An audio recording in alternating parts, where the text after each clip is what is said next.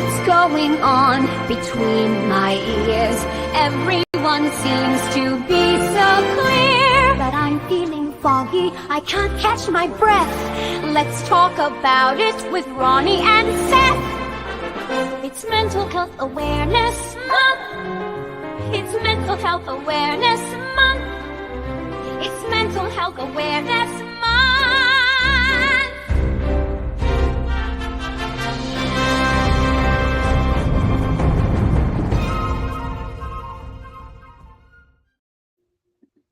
What's up, everybody? Welcome back to the Judgment Seesaw.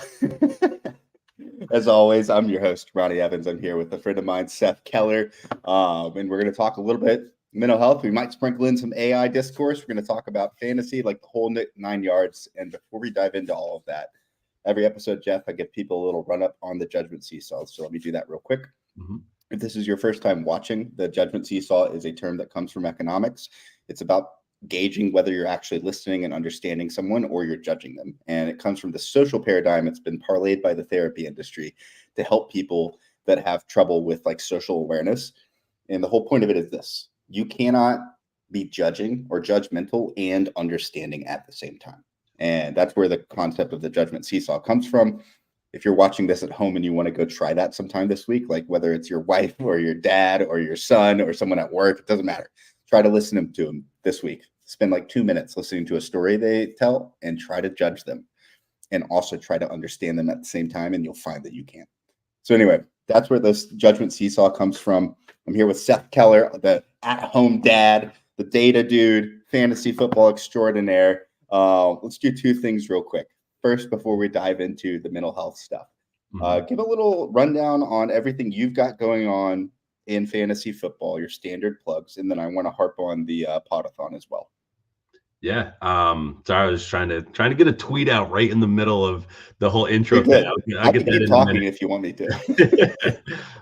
Yeah, but Ronnie, thank you so much for having me on. I'm super excited to be here. Really have tried to catch as many of these as I can. I think it's one of the great things about this time of month, but also just like the community that is growing more and more and more around being able to talk about mental health and creating a way to talk about, like you mentioned, like we're going to hopefully talk about some AI stuff, hopefully some data stuff, some fantasy football stuff, some just like our own personal journey stuff. And all of that just is in a fun little vessel that is swirling around with mental health. And the more we can get that to swirl around, the more we can share openly, as we were, pre-show, just kind of talking about the ability to share openly about mental health and just really communicate better with people around us, which in turn helps us better communicate with ourselves and better understand what we are going through kind of, as it happens. So thank you so much for having me. Anybody out there that wants to follow me, I'm on Twitter at FF the At Home Dad. I do a bunch of writing now for FF Faceoff. It's where I do a lot of they give me a lot of leeway to do a lot of my fun data stuff there. And like Ronnie mentioned, the Mental Health Podathon that they run, it's going to be in their 5th season, supporting the Hayden Hurst Foundation. It is an amazing, amazing time. And we'll have another, I think, Ronnie, you're going on what, year 2, 3 of it now? I think you've been on it at least. Yeah, I've been on it once. I wasn't really available the previous couple of years. I was going through my own stuff. And so, but yeah, I hope to be back on there again this year. And it's actually, if you're watching right now and you're on Twitter, go to my profile, click on the link to go to YouTube. Give me if you want to subscribe. This is a brand new channel, of course. But in the show notes on YouTube is a link to their page. I want you to go subscribe to their channel and make sure that you're sticking around. It sounds like in August, they're going to do the Podathon again. It raises money for the Hayden Hurst Foundation and helps raise awareness for mental health. And it's part of what inspired me to do this. Yeah, no, and that's awesome. And I've been on it a couple of times because I've worked with Anthony Servino and Mike Hoff. Those are the two guys that kind of got it rolling. And I've worked with Anthony for almost my entire time in the fantasy industry, has been kind of working with either him or his partner, Aaron Schill, that started the FF Faceoff. So actually, Aaron Schill is the person that got me started in kind of the whole fantasy realm. I kind of did like a WordPress thing to just put in my own thoughts, and I saw one of his posts was like, "Hey, who wants to write fantasy football stuff?" And I was like, "Hey, here's an article that I did." And he was like, "All right, let's do it, man." And that was That's great. You're hired. yeah. And that was when my kids were 6 months old, and they will be turning 8 in they'll be turning 8 in what, a month and 4 days. So it's been almost 7 years now of doing, doing this fantasy. I don't even want to call it work, but it feels like more than a hobby. It's somewhere in the middle of there. Sure. That's super enjoyable. And yeah, it's been almost 7 years of doing that. So huge shout out to all of them. Yeah, shout out to Anthony and Mike. Anthony, I've known for just as long as you, maybe actually even a little bit longer. He was around at my like darkest days in the industry, and I'll tell my story another day. But just to give credence to Anthony, he's stuck by my side. He's been around. I made some mistakes very early on in this industry. I disappeared from a league we were in that I was managing. Like, it was pretty tricky stuff. And Anthony has seen me at my worst, and he still is a friend 7-8 years later. And so I love that dude. I love Michael, Aaron, the whole Face-Off crew is fantastic. Yeah, no, they're really solid guys. So what's well, so that's fantasy football wise, like you're a data guy, you're pretty good with spreadsheets and all that, and we might talk about that a little bit here. But do you mind giving a little bit of a just background on your experience observing mental health, and also anything that you have been through that you're comfortable talking about, and just kind of share your story to help set everything up? Yeah. So fantasy football wise, it's been kind of one of those things where it does seem like the community has, and maybe it's the algorithm, but it seems like the community has gotten better with being a place to share. As I kind of mentioned earlier, being able to communicate better leads to, more understanding and more ability to understand yourself and the people around you, right? And I think that's one of the things that you see kind of change throughout the years, and you see less, or at least I see less. I don't know if everybody else is seeing less, but you see a little bit less of the toxic BS. Yeah, like it's still there, it's still around, it's still, it'll pop up, all over the place. It happens. But Right. I think there's a little bit more of a willingness to engage in a positive way, or at least in a way that is trying to improve the community. Whereas I feel like at times, and again, it's still out there, but at times it was kind of like, well, you're a dumbass because you said da da da and this is that and you're done, and that's like, and and people should be accountable for their mistakes, and people should be like accountable for their actions. But I think there's a little bit more of an understanding of like trying to figure out where that is coming from. And sometimes it's, that's who they are in that moment, and it's not a pretty place. And we're just going to leave them for a moment, let them figure out what they need to figure out. But also like, hey, like you should probably you should probably take some time and figure out what's going on, versus just be like, nope, you go sit in the corner. Like it's a little Right. bit, Well, I think a little bit better, a little bit more,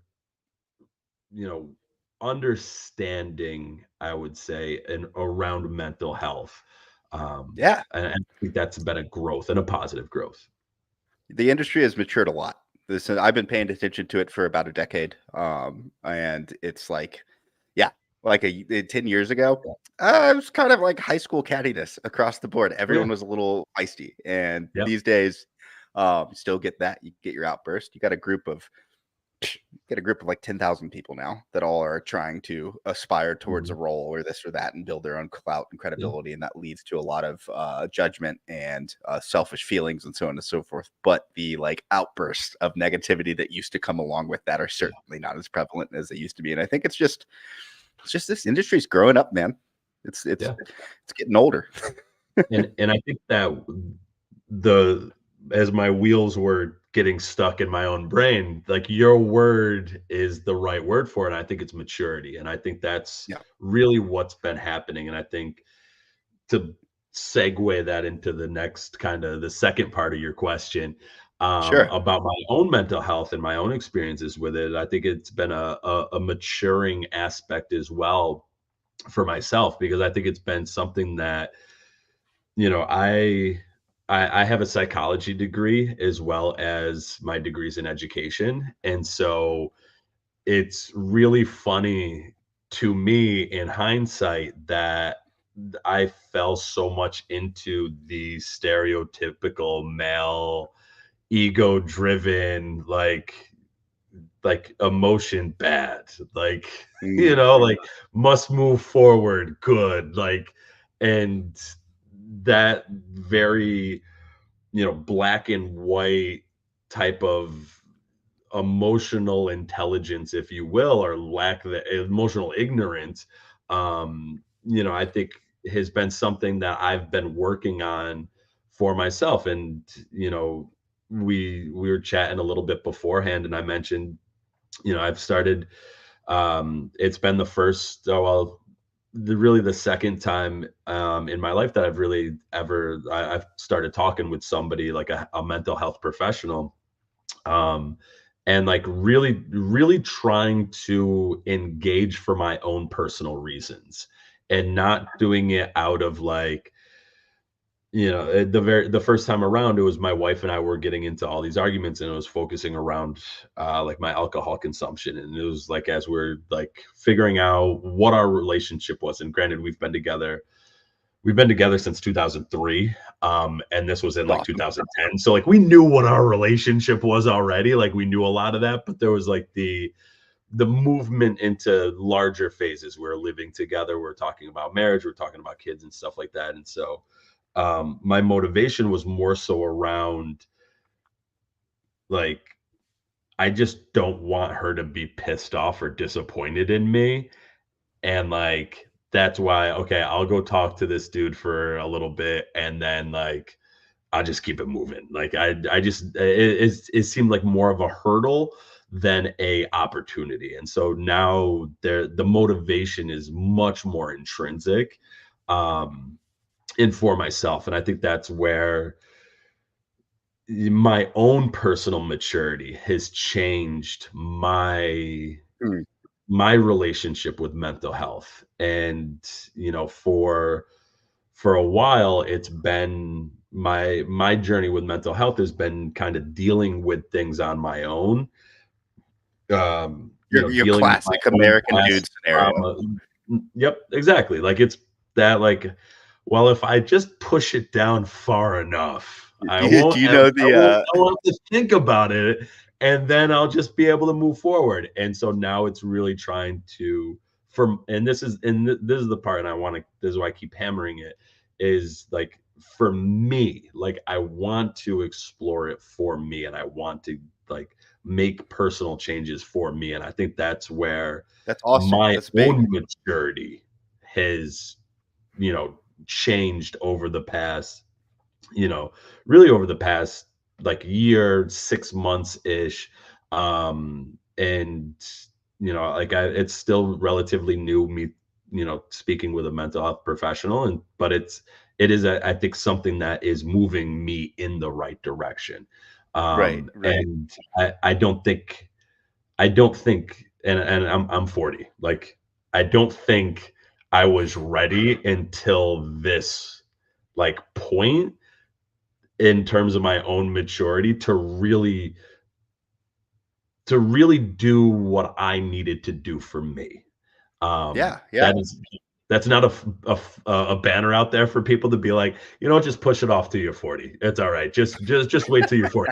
But like when you find your moment of this is what I want to do for me, and this is where I want to be able to work on me, that's when you want to take advantage of it. And if you're not doing it for you, and you're not, if you're not finding what your motivation is, then you're not going to be as successful as you could be without that motivation. And it has to, Yes. it has to be something like with you. It can't be the kind of external forces, that extrinsic motivation. It's just not as powerful as the intrinsic motivation is. Well, you're describing what we've talked about with a handful of people so far. But first of all, shout out to therapy. Therapy is great. Everyone should do it at some point in their life. But as you mentioned too, you have to have like self-awareness. And as you hit the nail on the head, like therapy really, it can work on a very minimal level.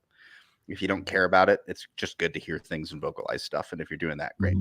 But for it to really actually change things and to become a vessel of directional like movement for you in your life, you have to have self-awareness about why you're there, when you're going there, and go in. Even if it's as simple as like for me, when I reached out to somebody 5 years ago, it was like my 4th bout with therapy. And I was like, my life is not going the way I want it to. I'm suicidal. I hate everything.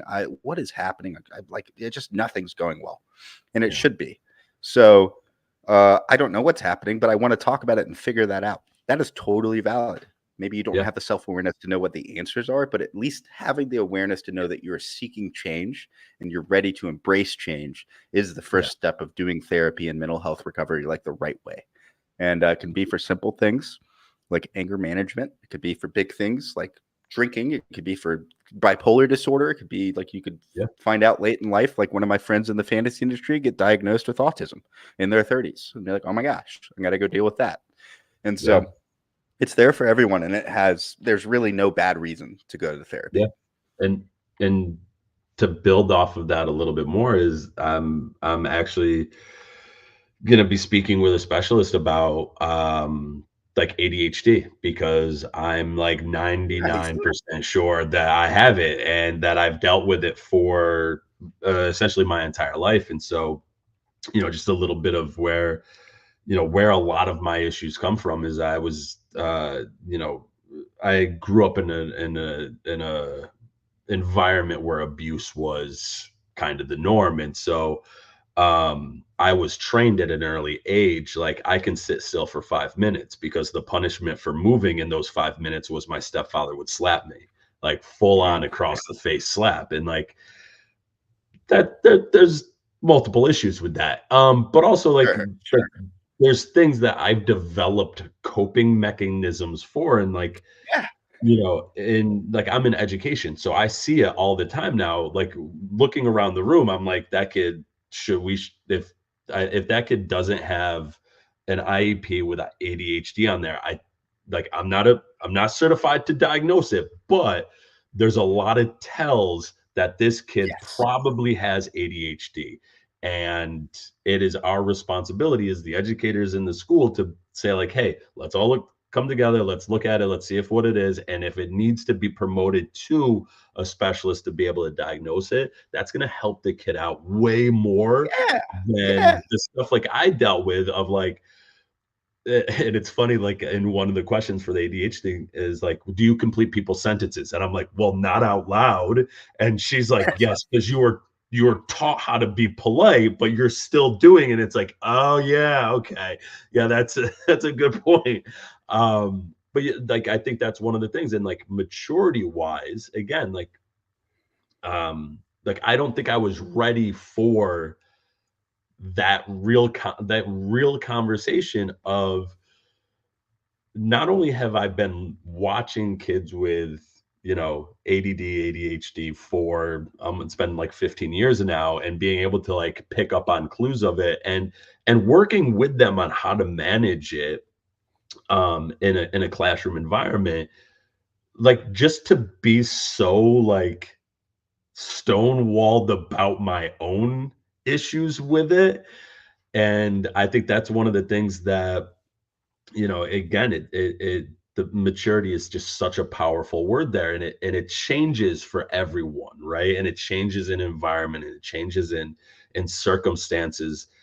But being mature enough to say, like, hey, I should probably slow down, take a minute, and figure out if this is something I really want to explore. And there's no harm in saying, like, hey, here's some things that I'm feeling. There's some things that I'm Right. thinking about myself. Let me talk to somebody about it and figure out more about it and see where that leads. And maybe it just leads to, like you mentioned, I'm vocalizing it, I'm talking it out loud. I have somebody there that's responding back to me and helping me kind of just process it. Boom. That in itself can be a really beneficial process. If it goes the other way and it's like, hey, you know what? You probably have, something else going on. And now that we can name it, now that we can title it, now we can start thinking about, like, okay, well, here's things that are successful for most people in that similar boat. And I think that's where, where I would hope to get is some point of, like, you know what? Maybe I can, actually remember to do certain things at certain Right. times versus like, oh, my brain's here, my brain's there, my brain's here, my brain's there, my brain's here, my brain's there. And then it's like, oh, and this is super funny. My wife told me to put a dish in the dishwasher. It's still in the sink because I didn't do it as soon as she said to do it. And it literally just popped right back into my brain. Yeah, man. Right now. Can I butt in real quick? Yeah, please. I have ADHD diagnosed since I was a kid. And the way I have, like, my test for anyone that's watching, if you wonder if I have ADD, of course, don't just do this and say I've got ADD, but it does seem to be pretty accurate. If everyone has had nights where they go to bed and they can't turn their mind off, they close their eyes and they just can't stop. So if you know that feeling, and that is the normal state for you, no matter what time of day it is, when you close your head, like close your eyes or try to get focused, and you have a bazillion other things going on in your head, feels like when you're trying to fall asleep, but you can't. If that is normal for you, you got ADHD. That's like, and that's been the easiest way for me to describe it to people. Toronto Dave says I was diagnosed. Post it to put the dish away. You need to love that. Post-it notes. Hey, man, Nick Whalen would give you a high five right now. He talked at length about putting reminders and post-it notes up and helping create a barrier between you and, for lack of a better term, your deficiencies. Like, I don't want to, I think that's the wrong way to phrase these, but I can't think of a better word right now. But we all have some weaknesses. For me, it's my attention span. Like, it's tough. Yeah. Let's move away from mental health real quick, just for a second, dive back into the fantasy side of things to help set up a final two mental health conversations. But for you, what initially you talked about this a little bit, but what initially drew you into fantasy football industry? You talked about how you got started as a career, but then also you're known for your proficiency, like with Excel and fantasy analysis. So I'm curious, like, how did you develop those skills and how did they enhance your fantasy football strategies? Yeah. Neither of those questions have to do with mental health. It's okay. Yeah. And you know what? I'm gonna link them together. Please do. Yes. Honestly, I started playing fantasy football back in 2003, I think was the first year. And I still remember the very first draft, my prep for the first draft. I literally drew out like a power I formation. And I was like, okay, this is going to be my quarterback. This is going to be my running back. And I was like, well, if I can't get this guy, then I'm going to get this guy as my running back. And I literally listed the first round of the draft and was so screwed for the rest of the draft because I was like, well, they took all the good guys. And so like it was such an eye-opening experience, and I love those puzzles. I love the strategy. I love can you figure out how to make this thing work? I was definitely the kid that, if if the Sega Genesis controller stopped working, I was the kid with the little screwdriver that opened it up and was like, "Ooh, that's a whole circuit board. I don't know all that stuff, but look at this little squishy buttony piece here. Is it making full contact? What if I just clean this up and then reassemble it, put it all back together?" And I think that's where what I love about fantasy football just comes into play, because it is trying to figure out. We lost Ronnie for a No, minute. I'm still here.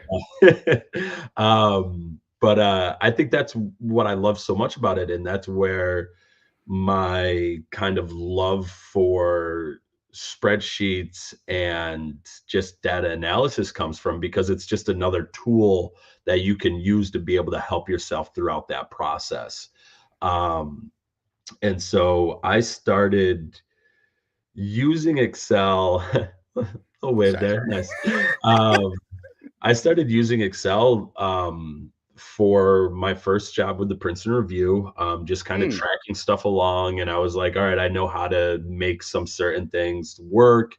And then just being kind of my natural curious self, I was like, wait a minute, there's got to be a way to make this work a little bit better. And so we were like tracking parent signatures for something. And so I was like, hold on a second, there's got to be a way here. So going in, figuring out, I don't think we had Google back then. We probably did, but like I figured out what was that?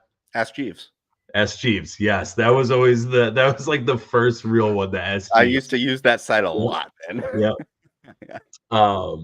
But yeah, just kind of like started there. And then when I started really teaching, my assistant principal was grilling me on these Regents scores. We were doing these mock Regents. It's anybody's outside of New York State. It's the state test for high school students, right? Like different subjects different Regents for all the different subjects. And so I was teaching U.S. history, or actually I was global at the time.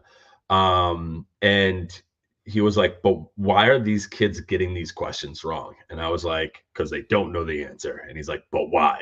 I was like, I don't know why, because they chose B instead of C. And he's like, but why?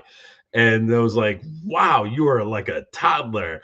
Was not ready for it. And so it started leading me down this road of like, I gotta figure out why the kids are actually getting these questions wrong. And so what I ended up doing is I took the entire Regents, one of the practice Regents, and I broke down every single question, not just into time period, not just into content, but like, did it include a map? Did it include a primary source document? Did it include very cool? It literally had all of the different questions broken down. And so I took that and I was like, oh, my kids can't read a map. That's why they're getting all these wrong. And I will remember this to this day. I was working with this one girl in a small group. Granted, this is in 10th grade. And I was like, but like, let's look at this. What's going on here? And she's like, well, yeah, what's all that blue over there? And I'm like, that's water. And she's like, oh, well, yeah, of course that makes sense. If that's water, then they did da-da-da. And I'm like, you didn't know blue was what? Like, what? Like, and so it started a whole thing for me of like, oh, okay, if I can really break down information, I can really break down what's going on and try and recreate what's happening in somebody else's, kind of actions using data, I can start getting more and more understanding. And so that's why my role now is director of data systems and strategy for my charter network in New York City. And like, what's amazing is my work in the fantasy industry just lines up perfectly with it, where, I'm going through and I'm pulling data for, I have oh, it's a thing of beauty, Ronnie. It's so pretty. It is 101,000 plus lines of data for weekly fantasy scores since 2010. That's awesome. It is. Oh, I'm so excited about it. It's so much fun for me to just go in there and mess around with it. But like, I've learned how to do those things because I've tried to do stuff for work. And then work, I'll get something where it's like, oh, wait, I have to try and combine these kids all into a group like this and try and figure out why certain groups of kids are not performing in the way that other groups of kids are. And I'm like, oh, wait, if I did that for work, hold on a second. I can arrange these groups of wide receivers into these different groups and try and figure out why these groups of wide receivers aren't performing in the way that other groups of wide receivers are performing. Yeah. And then even like small things like, learning certain formulas, like, VLOOKUP I learned because of fantasy football stuff. And it's like, and that was, 8, 9, 10 years ago, something like that. And and if anybody out there is like, hey, I want to learn spreadsheet stuff, VLOOKUP, learn that one first. Once you realize the doors that just that one simple thing opens for you, it's a thing of beauty. But like I started doing that, and then that again went back to my work at schools where it's like, oh wait, I don't have to go through and like line up and match things up. Like there's a Right. literally a formula that you can just copy paste through a whole spreadsheet and boom, all the information from point A is now on point B in one simple thing. And so like I've been in a really nice situation where one hand kind of washes the other with my fantasy football work and my professional education work. I love that. It's like a symbiotic relationship. They both, Mhm. one of them helps feed the other, feasibly a little bit more, but they both work together, and that makes sense. I mean, I think that like Chris Allen, I had him on yesterday, Mhm. or not yesterday, on Saturday, and he was like, "Yeah, I like engineering, and I like engineering problems." And eventually, I Yeah. started doing engineering problems for fantasy football, and now I have a Yeah. job. I'm like, "Yeah," Yeah. and with that though, like this industry can be pretty high pressure, Mhm. especially during the season, of course. So, and you talked a little bit about this, like the toxicity, but instead of diving into like what other people do, talk about you. Like, how do you manage the stress and Mhm. maintain mental well-being during these peak times? And it doesn't have to be for fantasy football, and also can be for work, during like administration. I'm trying to think. I work at a school too. Like end of the year, finals time, Mhm. testing time, things like that. Yep. Yeah, we are literally doing our spring assessments right now. Um, and so for me, and I'll talk more about the fantasy side. Um, I think it applies to a lot of different pieces. Is for me, I try to mitigate a lot of the pressure by trying to be honest with myself about who and what I want me to be and who and what I want, like what I want my goals to be. And so what I mean is like you can get into these habits of, well, I want to be like, for me it was the fantasy footballers. Like again, my kind of time getting in, I was commuting on the You and train. everyone else, Seth. Yeah. Yep. I was like 8, 9 years ago. I was commuting on the train. I was listening to their podcast, and like knowing that they went from just like your typical, what, two of them were dads, I think, at the time already, like your typical kind of just fantasy dudes. And they were like, you know what? We're gonna quit our jobs and we're gonna go out there and we're gonna make this thing work. Um, and so like that was a big inspiration for me. And then as I was staying home with the kids, I was like, I gotta find something to do because I'm losing my mind. Like they nap for like, knock on wood, this is not a bad thing. My kids napped like champions. Like they That's are awesome. they are You're professional lucky. nappers. But with that came like, okay, I did the dish, do the dishes again. Like I need to do something. And so that's where like that started for me, was like, you know what? I have all these ideas about football stuff. Let me start writing them down. Um, and I think what really helped me figure out me is when I was like, you know what? I don't really want to be the fantasy footballers. Like, I think it would be so cool to do a live show in like they did a live show like 2 blocks away from where my apartment was in New York City. and I didn't know about it until I walked by, and I was like, oh, what? And like by that Oh, point, no. it was like all sold out. I literally like walking home from work, like saw it on the marquee and was like, how did I not know? But like as cool as that is like that's not really what I want to be. And there, especially earlier on in my work with fantasy football, I would get mad and like angry at like personalities, and that like really it like angered me. It's like how like they're not doing anything except for just spewing nonsense, it Yeah. seemed like. And it was like it's not backed by like their analysis is totally faulty. Like this is what and like it took a while for me to get to the point of like, but people just like listening to them, and people just like they're just engaging with them, and that's what they want, and that's what they want to be. And it's like that is so helpful for me, is now being in this realization of like, cool, do you get 100,000 followers, more power to you. But like in my own mind, it's like I don't want to be that though. I don't want to be like anything that I post. Well, not anything that I post, because literally like some of them are just like my latest one of Kyle Pitts' catch. It's like that's not a great catch. Like it's the the highlight reel of his like most recent one. It's like that's not really that great of a catch. People realize that, right? But most of my posts and like all of my article stuff, I go really in depth with like the mathematical analysis that I'm trying to do, right? The statistical analysis that I'm trying to do. And so that's who I want to be. Like that's what you can expect from me.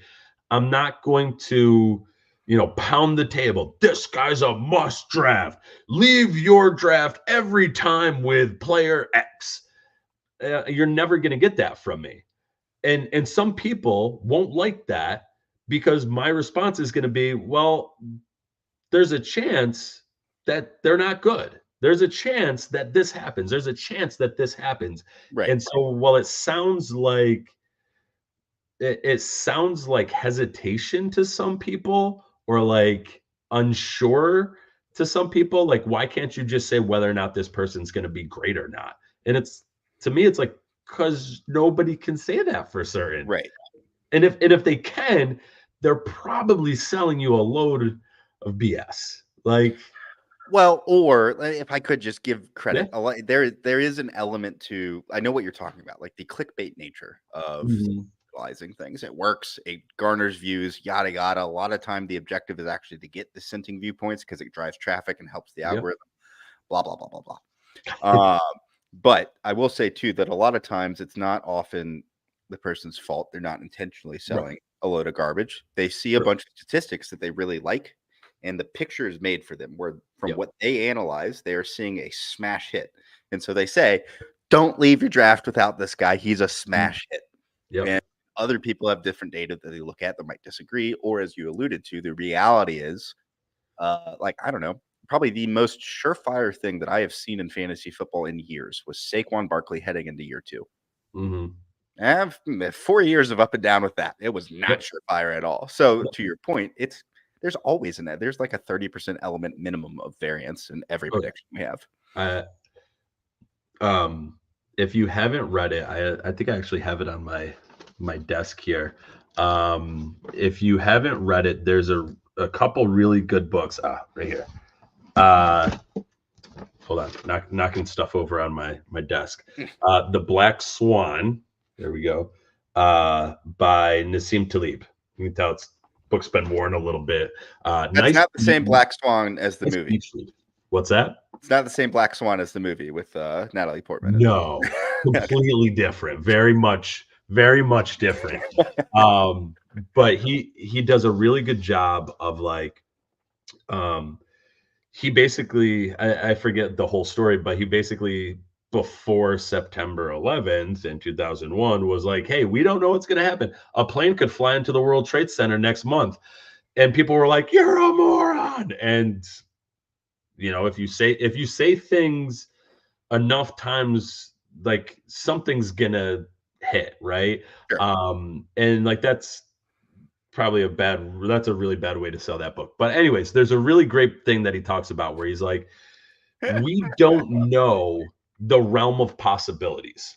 And so in that situation, people are like, there's no way that the plane would ever crash into the World Trade Center. And like he's like, we don't know that. There's a whole realm of possibilities that we don't know. And so what I find to be most fun, but most people absolutely hate, is that we don't know this unknown realm of possibilities. We also don't know the magnitude of which they are likely to happen. All we know is our realm of known possibilities, which could be 5% of all of the possible outcomes, or it could be 95% of all the possible outcomes. We don't know all the range of outcomes. And he does a really good job talking about something called the ludic fallacy, which I think is like so awesome of how bad we teach probability. Are you talking about the paradox of uncertainty? Do you know that? Uh, Like basically no, says that we can only be certain that there will be uncertainty. no. So that's a different one. So the ludic fallacy is Okay. that if you're trying to, if you're taking a real life event and trying to use a game as an analogy for that real life event, you're going to be wrong. And so what I think is so funny about that is that's the only way probability is taught in school. It is, okay, well, if you flip a fair coin 5 times, what's the probability that you'll get heads 3 times? Like that's the only way we teach probability is, okay, let's roll a standard fair die and see what happens. Like in real life, we don't know if the die is fair or not. We don't know if the coin is right or not. Oh yeah, there we go. Misuse of Look at that. dynasty You model, nailed real it, man. You got nothing wrong. I'm proud of you. It's fantastic. Yeah, I'm telling you, it's a really great book. And like this idea, and it's something that I've done with fantasy football as well, right? And a lot of people are like, oh, fantasy football is like poker. You got to think of your different outs and blah, blah, blah. And like, yeah, okay, fine. As an analogy, it kind of works. But if you take that analogy too far, what you run into is a game of poker, you know exactly how many cards are in the deck. You know exactly how many possibilities there are for you to get in the entire deck. Yeah, I You know actually that. I don't like the poker comparison at all. Like if you're a good poker player, you should know just about 90% of what's happening on the board. Right. And for fantasy football, you can't do that. Right. Like there's just no like and not just fantasy football, for real football, for gambling, for betting on all sports. Like you don't know all the different possibilities of what could happen. And again, it's a very morbid example. I don't know why all my examples are super morbid tonight, but like the Bills Cincinnati game with DeMar Hamlin. Like if you went into that game and you said there are 3 possibilities for this game, they win, they lose, they tie. DeMar Hamlin heart stops on the field and they cancel the game. Yep. How do you Did work not predict that that, into your probabilities? Yeah, well, I think that basically, like, if I can try and summarize all of that up, you take a lot of pride in your work. I've had a lot of people on the show that do, and you care more about getting the work done correctly to the best of your ability and explaining your process rather than grabbing a headline to make a take and garner clicks. And that is, there's 2 different sides of the industry. Yeah, and nothing wrong with that, but I think that's yes. Thanks, Ronnie. We talked about this beforehand. I need those little ropes back. I got you, man. I got you. Pull me back from the rabbit hole. But I think that really is like understanding who you want to be in the industry helps out with that, because I don't feel pressured anymore to like, oh, I have to figure out how to get to this number of followers or this much engagement or this is like, if that's your goal, then yes, you want to figure that stuff out. But if that's not your goal, if you're like, hey, I want to be the person that scouts the out of running backs, cool, be that person. And don't feel like you have to be something else to try and fit into the greater fantasy community, because that's when you burn out. That's when you lose Yeah, man. your steam. You got it. I love that. So that is a point that has been made by like over half the people that come on here, because it is so true and so important when we're talking about the industry. If anyone's watching this and you're trying to like find your place in the industry, you need to, at this point, understand that the industry is really saturated. So if you want to make a name for yourself by doing the same as everyone else, the only way to do that is to do more content than them, which means you're just going to have to sacrifice the quality of your content. So if you don't want to go that route, the better way, which is much more fulfilling, is to figure out what is unique about you. And there is something unique about you. It could be that like there's a couple people in this industry that are really good at knitting. You know what I think would be a great idea for them is to create some sort of fantasy content that parlays knitting into their content. Just figure out what's special about you and layer your fantasy content into that. And that will create a unique competitive advantage for you to find a unique audience that you can thrive from. That is essentially, I think that's a very fancy way of saying what you were trying to say, which is just be true to yourself and do what makes you feel good. If you're trying to, I wanted to add to it and just give people a little extra strategy there. But I want to commend you because you talked a little bit about a journey that you've been on through judgment, where like early on in your time in the industry, you judged the heck out of other analysts and people do. I got a secret to tell you, man. I think everyone does that. I did. My friends that I'm closest to did that. We used to get on the phone and just complain. 5 years ago, I'd get on the phone and just complain about like this podcast they just did. These guys, what are they talking about? Like, blah, blah, blah. How do they have 3,000 followers? What good does that do? It doesn't do any good. And also, you're not taking yourself, or you're not giving them a fair shot and putting yourself in their shoes and trying to say, hey, why did they do this? Is there something wrong with their process that I can maybe help them out with? Or are their goals different than mine? And that's why their content's different. And that's okay. Yeah. No, there's definitely been plenty of like times where I'm like, I don't get why people listen to them. And so this is what I did. And this is what I did. Something came out wrong there. But like one of the things that like helped me out was like, you know what? If they have this large following, right?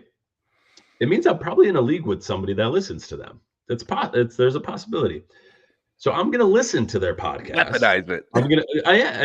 And to me, like it's not so much like the weaponizing, but it really is. It's a matter of processing information. And the thing is, like, I want to be able to listen to that podcast that I don't agree with. And this has been something that I've told people for a while. If you listen to only podcasts where you sit there and you go, you didn't learn anything. Nothing challenged you to think beyond where you already were. And so if you can listen to a podcast, and I probably scare some of my neighbors when I'm out on my walks or runs or whatever, and I'm like, that's the stupidest thing I've ever heard, is I'm like jogging along in my little suburban streets, and I'm like arguing with my headphones that's coming through. It allows me to process that information in a different way. It allows me to see it in a different light, which helps me with things like the false consensus bias, which is like the similar to me bias, right? Like everybody thinks the way that I think. So why are they rejecting this trade? That's an amazing trade that I sent them. And by listening to those things that I disagree with, I get a little bit of honestly, like a reality check of like, no, people think differently, and that's okay. And that trade may be coming in and looking completely offensive to this person because they're looking at, this player as an absolute stud, whereas I'm looking at them as a depth piece. Right.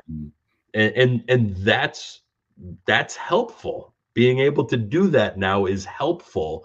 And, I think that's where, again, it gets to a level of maturity where it's like, I don't envy all of the follows now. Like I don't envy, the thing that gets posted, and I'm like, oh my goodness, why are people so up in arms about this. Like we could keep it moving, people. It's okay. Yeah.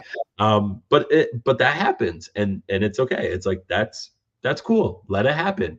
Let me take care of me, and like you do you. And I think that the way that almost sounds like it's shutting somebody down, but like do you is like a really powerful statement for like it's helpful. your It's like just being at peace with letting other people be themselves. Mm-hmm. And that is something that takes maturity. Ironically, I think people get good at that in the middle of their life, and then they get old and they get bad at it again. But I'll give you that. Let's do a little AI tidbit here before we log off. And then I don't want to cut this whole conversation off, but for the sake of you and I's both evenings, I think we should wrap it up here in the next 10 minutes. Okay. So for that, you're talking about listening to other people's shows. You know that you're in a league with someone that likes this guy. Mm-hmm. You have to go spend an hour to go listen to a whole podcast right now. And for about a year, if you're watching and you want to know how to do this, shoot me a DM. I'll send you a workflow to get it done. But you can very quickly get a little tool built. You can use AI to build the tool for you, have it tap into YouTube transcriptions, get it to pull the transcriptions, analyze what the podcast was said in it, and just spit you out the important topics. Yeah. And then instead of having to go listen to all these podcasts that you might not really want to, but you're trying to learn an edge for, you could just get it reported to you, save a bunch of time, and accomplish the same thing. And I think that's pretty loaded. There's a reason that I'm doing mental health content precluding like the AI content, because a lot of it is kind of loaded and a little, I don't know. I don't know how great it is to just say, don't listen to people's content anymore. Just download the transcripts. That's not what I'm saying. But you can use tools like AI to create efficiency and free up time to like do more important things. So that was just while you're talking, I was like, oh, that'd be really easy to solve with AI. There you go. Yeah, no, and that's one of the things that like I think you and I have had some conversations about AI, and I think another chat, not your larger AI chat, but another side one, like this probably like months ago. Maybe more. I don't remember. I've been chirping about it for a while. So like that's a thing that I remember. And so I think that's a point where you and I agree. And there's points where we disagree. And I think which is totally okay. Yes. See, look at it. We need to retitle this the maturity episode. Look at it's been like the common theme throughout the whole thing. Yeah. Who'd have guessed it? Hey, maybe I will. I'm doing a summary of all of these afterwards in June, and so maybe I'll call it that. That's awesome. But like it helps with efficiency tasks, and to me, I think that is where, because a lot of people see it as taking over these mundane, simple tasks of efficiency, people are kind of spinning that into this larger thing of, well, it's going to take over everything. And to me, what we can still stand on as humans is that AI is still just a tool. Yeah. And just like any other tool, the tool doesn't do anything unless a person prompts the tool to do something. And so like you said, like you can build the tool to do this thing for you, and AI can help you build the tool, but that's because somebody built the AI tool to help you build the tool to be able to build the tool to read the transcripts. Right. And so there's always some kind of person, the Wizard of Ozing the back end. And so, I think that while yes, AI is going to change the face of the labor market, and it's going to change the face of a number of things, there's always going to be a level of humanness that lives in the creativity, that lives in the drive to be able to that AI won't be able to get to, right? And I think one of the things that I've noticed in my experiences with AI is, and it may get there at some point. And at that point, it's the singularity, and humans are no longer needed on the planet, and then we go into the matrix. Right. Yep. Maybe.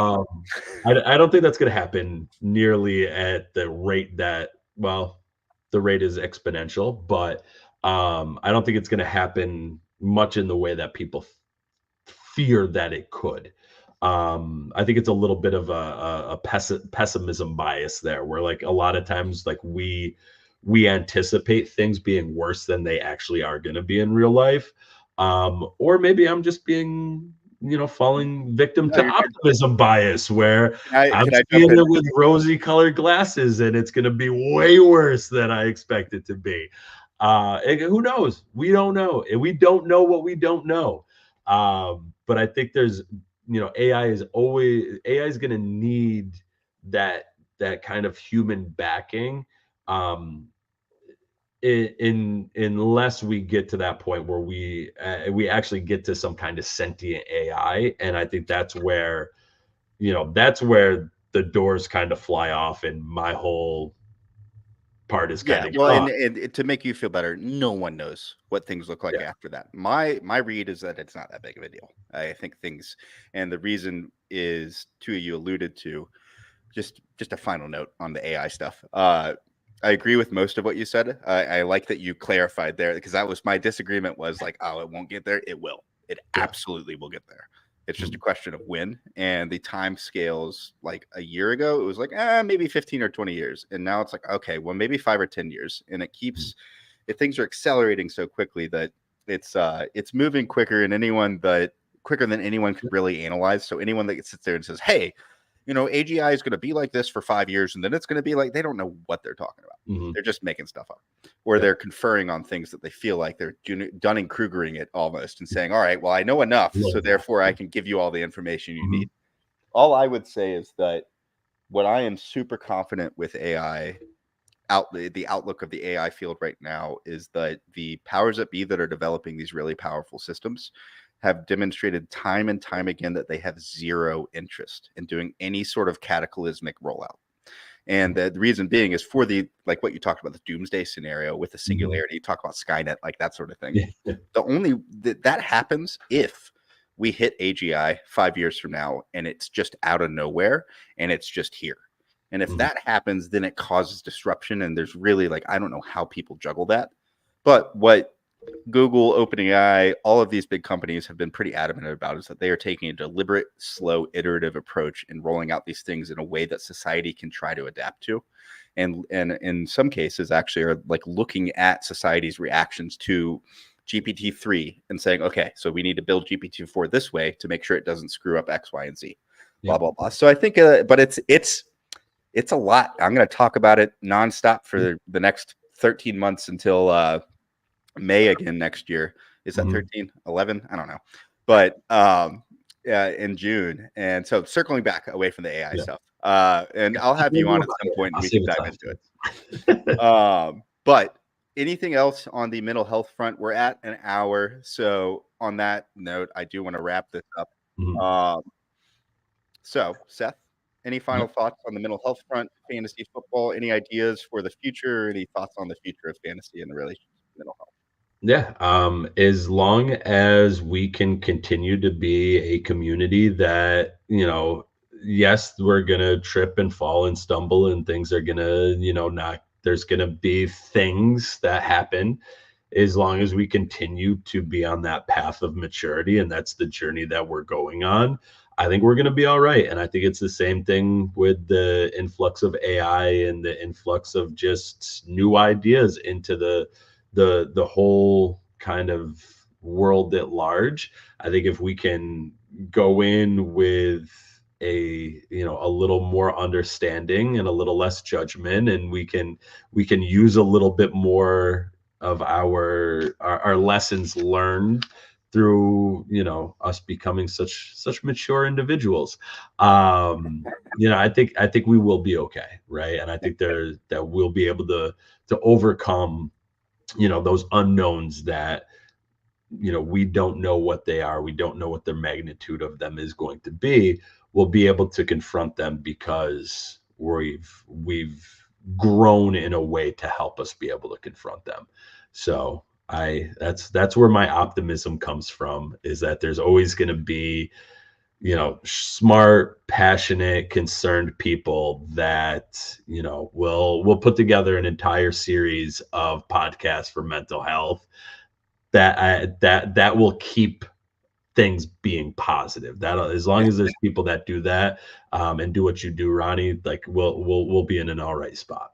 Well, I appreciate that. I imagine that this show is just a blip on the radar, but for anyone that is exposed to it, I hope it does help. And the Podathon it sounds like August. That's coming up. So again, for anyone that's watching, first of all, follow Seth on X. It's at the FF, the At Home Dad, and then FF Faceoff. Also, just type that in on X. It'll pop up. It's the Faceoff Sports Network, and on Twitter or on YouTube if you're watching. Mm-hmm. If you're not, go to YouTube. Give this a like, subscribe, but then go to the information in the post and click on their link that I put in there and go follow their stuff for sure. Seth, I'm proud of you. You seem to be in like great spirits. I know you're working through a lot of different things in your personal life right now, and I would just say that keep the dream alive on that front. Keep embracing therapy. Keep plugging forward. Yeah. You're a shining, awesome member of the community. I'm excited to have you as a friend as well. Thanks, buddy. I appreciate that. Yeah, absolutely. Thank you so much for having me. I really appreciate it. Sure thing. All right. Well, on that note, what's going on between my ears? Everyone seems to be so clear, but I'm feeling foggy. I can't catch my breath. Let's talk about it with Ronnie and Seth. It's Mental Health Awareness Month. It's Mental Health Awareness Month. It's Mental Health Awareness